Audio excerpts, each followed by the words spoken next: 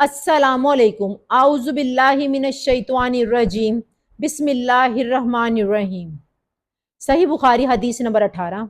रसूलुल्लाह सल्लल्लाहु अलैहि वसल्लम ने उस वक्त जब आपके गिर्द सहाबा की एक जमात बैठी हुई थी फरमाया कि मुझसे बैत करो इस बात पर कि अल्लाह के साथ किसी को शरीक ना करोगे, चोरी ना करोगे, जना ना करोगे, अपनी औलाद को कत्ल ना करोगे और ना आमदन किसी पर कोई नाहक बहतान बांधोगे और किसी भी अच्छी बात में अल्लाह की नाफरमानी ना करोगे। जो कोई तुम में से इस अहद को पूरा करेगा तो इसका सवाब अल्लाह के जिम्मे है, और जो कोई इन बुरी बातों से किसी का इर्तिकाब करे और इसे दुनिया में इस्लामी कानून के तहत सजा दे दी गई तो यह सजा इसके गुनाहों के लिए बदला हो जाएगी। और जो कोई इनमें से किसी बात में मुब्तला हो गया और अल्लाह ने इसके गुनाह को छुपा लिया तो इसका मामला अल्लाह के हवाले है, अगर चाहे माफ करे और अगर चाहे सजा दे दे।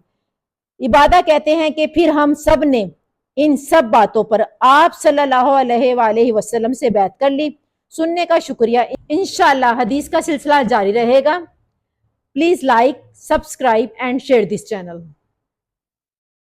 अस्सलामुअलैकुम आउज़ु बिल्लाहि मिनश्शैतानिर्रजीम बिस्मिल्लाहिर्रहमानिर्रहीम। सही बुखारी हदीस नंबर 18।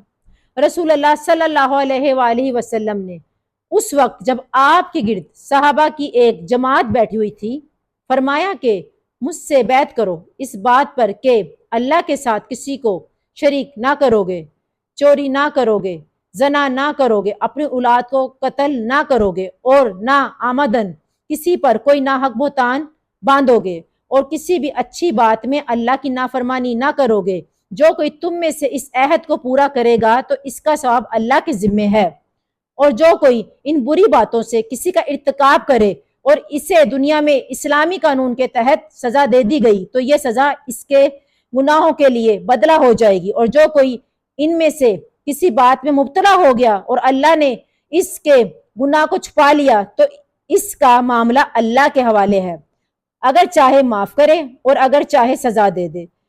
इबादा कहते हैं कि फिर हम सब ने इन सब बातों पर आप सल्लल्लाहु अलैहि वसल्लम से बैत कर ली। सुनने का शुक्रिया। इंशाअल्लाह हदीस का सिलसिला जारी रहेगा। Please like, subscribe and share this channel.